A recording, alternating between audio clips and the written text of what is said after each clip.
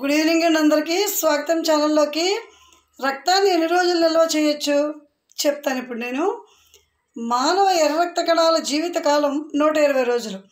ఆ తర్వాత అవి నశిస్తాయి. వాటి స్థానంలో కొత్త ఎర్ర రక్త కణాలు ఎముకల మధ్యలో లేదా మూలుగులో పుట్టి పెరిగి మళ్ళీ రక్తంలోకి వచ్చి కలుస్తాయి.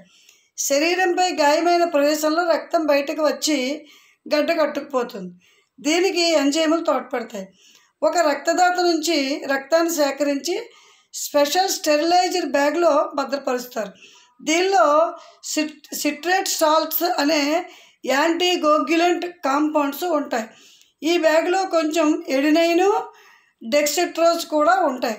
రక్తం నిల్వ ఉన్న సమయంలో డెక్సిట్రోజ్ అనేది రక్తానికి కావలసిన పోషక పదార్థాలని అందజేస్తుంది. రక్తాన్ని సేకరించి 4 నుంచి 6 డిగ్రీల సెంటీగ్రేడ్ వద్ద భద్రపరుస్తారు. ఈ ఉష్ణోగ్రత వద్ద రక్తంలో ఎంజైమ్ చర్యలన్నీ ఆగిపోయి ఉంటాయి.